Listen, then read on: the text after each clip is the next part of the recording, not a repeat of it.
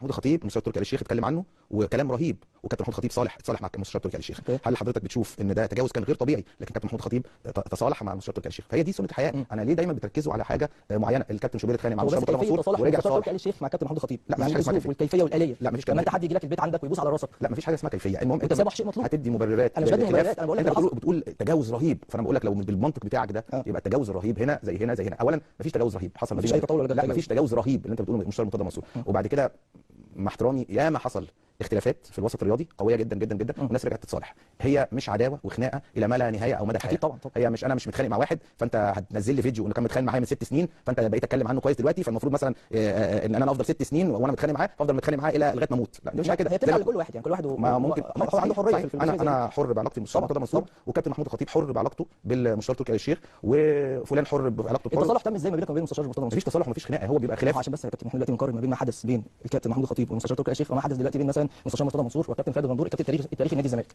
المستشار تركي آل الشيخ راح بس على دماغ الكابتن محمود الخطيب في بيته، اوكي؟ فممكن في التوقيت ده الكابتن محمود الخطيب يقبل تصالح. هل ده حدث من الكابتن من الرئيس؟ احنا قلبنا كده قناه النادي الاهلي وكاني في قناه النادي الاهلي. والله ابدا انا بقول في قناه عامه انت لو وجهت لي سؤال وقلت لي ده كان تجاوز رهيب، انت اديتي دلوقتي مبررات للتصالح كابتن محمود الخطيب مع تركي آل الشيخ، وانا عمري ما اتكلمت في الموضوع ده. انا مش بدي مبررات، انا برد بلسان حال ممكن حد يتفرج علينا دلوقتي فيقول الراجل انا عامه في قناه النهار متشرف جدا بالتواجد بيها. الموضوع مش اي علاقه. علاقتي بالمستشار مرتضى منصور علاقه تمتد من سنه 1992 ويقبل فيها الاختلاف او الخلاف، وفي نفس الوقت اعز الاصدقاء والاب والابن بيختلفوا خلافات غير طبيعيه.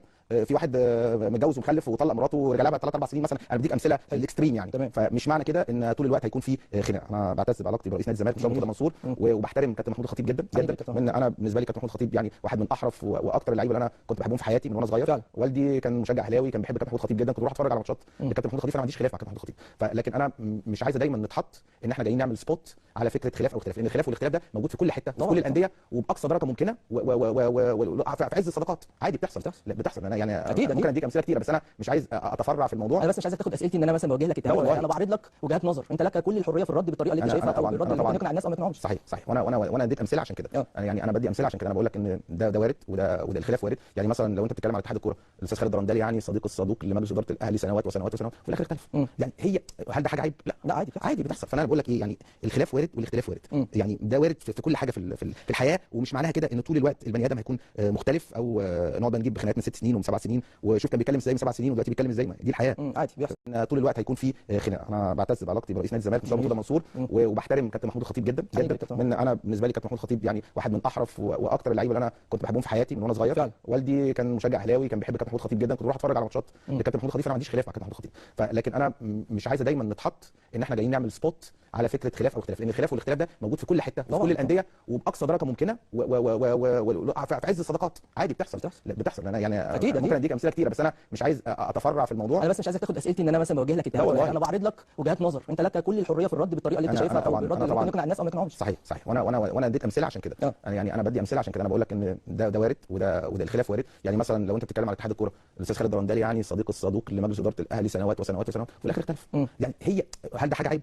لا عادي بتحصل. فانا بقول لك ايه، يعني الخلاف وارد والاختلاف وارد. يعني ده وارد في كل حاجه في الحياه، ومش معناها كده ان طول الوقت البني ادم هيكون مختلف او نقعد نجيب خناقات من 6 سنين ومن 7 سنين وشوف كان بيتكلم ازاي من 7 سنين ودلوقتي بيتكلم ازاي. دي الحياه. عادي بيحصل الكلام ده.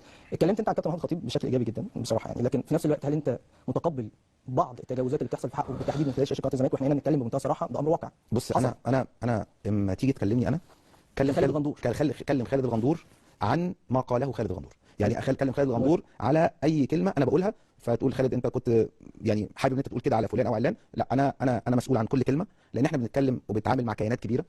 كيان رئيس نادي الزمالك هو محامي شهير جدا ورئيس محكمه وقاضي. كابتن محمود الخطيب قامه كبيره جدا ولاعيب كوره من احرف وامهر اللعيبه اللي جت في تاريخ مصر وفي افريقيا. فكل واحد مسؤول عن كلامه. يعني ما تجيش تقول لي انت ايه رايك في كلام فلان او كلام علان او كلام فلان او كلام علان. كل واحد مسؤول عن كلامه. انا بتكلم كوره بختلف بادب وباحترام مع بحترم كل الناس، بحترم كل الكيانات اللي موجوده، بحترم النادي الاهلي بكيانه وبمسؤوليه وبحترم نادي الزمالك بكيانه وبمسؤوليه. فلكن لو المستشار مرتضى منصور انت بتقول عليه ان هو بيقول كلام معين، انا بتكلم عن قناه الزمالك مش عامه هو منهم طبعا. يعني عامه قناه الاهلي ما بتتكلم على تجاوز كتير حصل. كتير حصل كتير حصل شتائم لا ما فيش، مش موضوع، مش شتائم. هي الحقيقه مش التجاوز، مش ملوش علاقه بالشتائم فقط. بس في نقد يا كابتن خالد، يعني ماشي، نقد انا موافق، ده انا موافق، مقبول، بس ما يبقاش في تجاوز. انا موافق. بس هي في النهايه التجاوز ده اللي يحدده القانون بقى والمسؤول. انا لو حد تجاوز في حقي هروح ارفع قضيه عليه، لو حد اتكلم عني وحش هروح ارفع قضيه عليه، لكن انا مش دوري انا ارد ولا اقول. لم يحدث. يمكن خلافي مع مستشار مرتضى منصور كان خلاف في كلام في الكوره، كلام في ما اعرفش ايه، يعني من 4 سنين فاتوا 5 سنين فاتوا، وشخصيه مستشار مرتضى منصور تقدر تختلف معاها وبعد كده ترجع تتفق معاها، وده حصل مع اعلاميين كتير. نمره 2 بقى والاهم في الاعلام، مش دورك ان انت تعمل خناقات وعداوه مع اي حد طبعا. حتى لو اختلف معاك. طبعا. يعني انا مثلا، انت ياما انتقدتني في قناه النادي الاهلي، تمام، ولكن انت بتستضيفني دلوقتي وانا جاي ضيف معاك. حلو.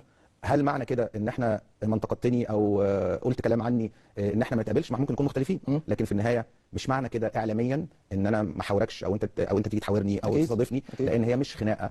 نمره 2 امثله كتيره جدا، بس ما حصلش مني تطاول. طيب ما يبقى بص يا امير، انت اكتر واحد ممكن تحس بكلامي لان انت كنت بتشتغل في قناه الاهلي. ف بس الاسلوب مختلف شويه. مش مختلف لسبب، انت عمرك ما هتنتقد مثلا كابتن محمود الخطيب او مجلس الاداره في قناه الاهلي حتى لو في اخفاق. لا انا قصدي لو في قضيه معينه مثلا عايز تتكلم فيها فتتنسق الاول. انت لو عندك قضيه مثلا مع في قناه النادي الاهلي مثلا ومختلفه مع المجلس، هتطلع تقولها على قناه الاهلي؟ كايه؟ اي قضيه انت مختلف هتطلع تقولها على قناه الاهلي؟ لا مش هطلع اقول. ماشي، ولا انا برضه. ليه؟ لان ده مش دورنا، ده مش دور القنوات الانديه. لكن انت ممكن دلوقتي هدافع عن وجهه نظر مش مقتنع بيها، ودي يبقى انت كده لا تتفهم دور قنوات الانديه. قنوات الانديه ده مش دورك، مش دورك. انت وجهه نظرك دي تقولها في قناه عامه، يعني وجهه نظرك اللي بتختلف فيها في قرار مجلس اداره او في مدينه قرارات مجلس الاداره، عشان نبقى متفقين قرارات مجلس الاداره لازم تدعمها في القنوات الفئويه، ده امر مفروغ منه. وحتى لكن ممكن يكون في قضيه يا كابتن خالد مثلا بدون مقاطعه كلامك، هديك واحده خالص، بس ممكن يكون في قضيه اصلا مش شرط انك تتكلم فيها، وممكن تتكلم فيها عن عدم قناعه، لان هي ممكن ترضي فئه من جماهير النادي الاهلي مثلا او من جماهير نادي الزمالك، بما انك كنت مذيع في قناه نادي الزمالك. فطالما حاجه مش مقتنع انا عن نفسي، لو حاجه مش مقتنع بيها ممكن اتكلم فيها بمنتهى الصراحه. هو بص، انا برضه رغم ان ما كانش في حد بيجي يقول لي ايه قول كذا او ما تقولش كذا، بما انك سالتني. امير، انت يعني طبعا انت المستقبل قدامك كبير وكاعلامي وكده. انا راجل بقدم البرنامج الرئيسي في قناه نادي الزمالك، وبالتالي البرنامج الرئيسي او حتى في الاستوديو التحليلي انت قد في بعض الاحيان مثلا ما يعجبكش لاعب. يعني مش اللاعب مش عاجبك، تمام او مش هتطلع تقول على القناه الكبيره جدا، ما حدش يقدر يستوعبها. يعني لما واحد يطلب منك 2 مليون دولار ولا 3 مليون دولار في السنه، الموضوع طلب كده. فرجاني كان طالب 2 و3 مليون، بس كان ساعتها كمان الدولار كان 15، ما كانش يعني نفس المبلغ. دلوقتي احنا ممكن نتخض دلوقتي من الموضوع، لكن عامه المبالغ الماليه بقى مبالغ فيها جدا جدا. وعشان كده يمكن الانديه دلوقتي ابتدت تقلل شويه المطالب الماليه بتاعت اللعيبه، وابتدى لعيبه مهمه جدا تمشي. يعني طارق حامد جاله عرض يعني لا تستطيع ان ترفضه، لعيب في سن 33 سنه وربنا وفقه، ماشي دلوقتي في كويس مع اتحاد جده. فرجاني ساسي جاله عرض في الدحيل القطري 3 مليون يورو في السنه.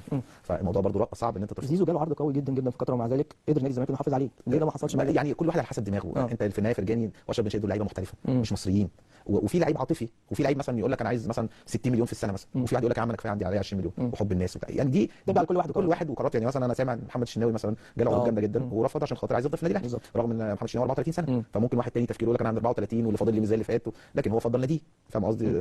فكل واحد على حسب دماغه، وانت ما تقدرش تفرض حتى مهما كان. انت كمجلس اداره كما اعرفش ايه، انت بتتشطر وبتحاول انت تحافظ على فرقتك، لكن في النهايه القرار مش قرارك، قرار اللاعب. اكيد لو اتعرضت عليه 25 مليون جنيه وهو جاي له 50 مليون جنيه، مش هتقدر تقول له هديك 60 مليون جنيه بالظبط او هديك 50 مليون جنيه. ما تقدرش. في النهايه بيبقى في حد في الموضوع يعني. لان انت كمان زي ما بيقولوا لازم تحافظ على اوضه اللبس واللعيبه كلها.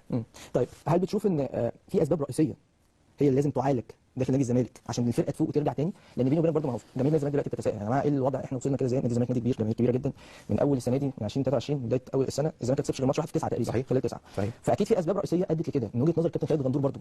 يعني بص، نقطه التحول اللي بتحصل لفرق كده فجاه ما تقدرش تمسكها. يعني في النهايه هي حالات في الكوره بتحصل كده. يعني انا عايز اقول لك مثلا مع اخر يوم 2022 اللي هو مثلا 31/12 الزمالك كان متصدر الدوري، تمام، يعني والاهلي كان عمال يتعادل مثلا. مع مجيء يناير الزمالك خسر ماتشات كتير. هل في عوامل ادت كده كابتن خالد؟ يعني مثلا خليني اسالك لسه من ضمنهم مثلا الحجز على اموال النادي. ما هو انت في النهايه ان هي الكوره استثمار والكوره فلوس. الكوره اللاعب ما يحس ان مثلا مرتبه مش هيجي له اول الشهر او هيكون مقلق من ان الفلوس محجوز عليها، وطب هنطلع الفلوس ازاي والشيكات والحكايه بس الحجز اعتقد كان من شهر 10 يعني كان الزمالك برضه ماشي. ما هو ممكن انا محجوز عليا ممكن اقعد اتصرف في شهرين يعني لكن مش هفضل طول حياتي اتصرف. مش هقدر 5 شهور اتصرف يعني. فاهم قصدي؟ ممكن النادي كمجلس اداره يتشطر ويعرف يتصرف شهر، معلش الشهر الثاني، لكن في النهايه حجوزات وفلوس اللي انت لازم تطلع الشيكات دي بتترفض، اللي ما اعرفش ايه، اللعيبه لازم تتحولها على البنك. يعني قصص، مش الموضوع مش سهل. وفي نفس الوقت زي ما قلت لك برضو في لعيبه ما اثبتتش ذاتها، في لعيبه لسه اللعيبه الاضافات مثلا، في لعيبه بعضها اتعور، في غياب بعض اللعيبه المهمه زي كنت بتقدم في قناه نادي الزمالك فقره رئيس نادي الزمالك لما يطلع تقريبا ساعه مداخله على الهواء. الجانب المهني عامه انت راضي قوي عن الجزئيه دي او الفقره اللي بتحصل في الحلقات دي بالتحديد؟ ما هو انا برضو مع احترامي ليك هي ما اسمهاش فقره لان ده رئيس نادي الزمالك. تمام، هي فقره دي حاجه عاديه على فكره. لا، ما هو الفقره اللي هي ساعه بيطلع يعمل مداخله، لا يعني رئيس نادي الزمالك دي قناته وهو جزء كبير من ان هو انشاها، وبالتالي هو عايز يخش، يعني كابتن محمود الخطيب عايز يخش ساعه ونص ما يخش، يعني هو حر. انت زعلان على كلمه فقره، بس انا قصدي الوقت الكبير اللي بيتكلم فيه هو حر. وانت اوكي انا مش بقول هو حر مش حر. يعني انا هل الكابتن خالد الغندور كان بيتقبل الوضع ده؟ بس ده سؤال. هو حر كرئيس مجلس اداره طبعا يطلع يتكلم مع جمهوره وجمهور نادي الزمالك ويوجه لهم الكلام. الجمهور بقى يرضى لا يرضى دي حاجه ترجع للجمهور، لكن في النهايه انا مش همنع رئيس نادي الزمالك على قناته انه يخش ان شاء الله كل يوم ساعه، ولا هوافق ولا هرفض، ده مش دوري. هو دوري رئيس مجلس اداره نادي الزمالك حابب يعمل مداخله في توقيت معين عشان يوصل معلومه معينه، يوصل رساله معينه، يتكلم مع الجمهور، يناقش المشاهد، دي حاجه ترجع طبعا لرئيس نادي الزمالك ورئيس مجلس الاداره. بس انا بسالك سؤال، بما انك دلوقتي مش موجود في قناه نادي الزمالك ودي حاجه كانت في الماضي، فمدى رضاك عنها؟ ما هو انت ما تقدرش تسالني السؤال دوت، لان انا القصه قلت لك في القنوات الفئويه ليس لك علاقه بالرضا او بالرفض. انت راجل دورك كمذيع، انت اما رئيس مجلس الاداره بتاعت النادي بتاعك بيقول ان هو عايز يعمل مداخله فبتبقى مجبر على الموافقه. لا مفيش حاجه اسمها مجبر، ويعني هو عدوي. لا مش قصدي، ماشي يعني ايه مجبر؟ يعني عدوي. انا يعني مصطفى مرتضى منصور شخصيه محترمه، رئيس نادي الزمالك اعرفه من سنه 92، عنده نجاحات كبيره جدا في نادي الزمالك، خصوصا الفتره اللي فاتت، خصوصا بعد 10 سنوات عجاف الزمالك فيها غاب عن البطولات، عرف ان هو يرجع البطولات وعرف يبني فرق ويبني فريق محترم. كره القدم في بعض الاوقات بتبقى فيه اخفاقات وفي نتائج سلبيه، وفي وقت بيبقى فيه نتائج ايجابيه، وده الطبيعي، ومن حق الجمهور يزعل في وقت ويفرح في وقت. هي دي الكوره، التنافس هو ده التنافس، وساعات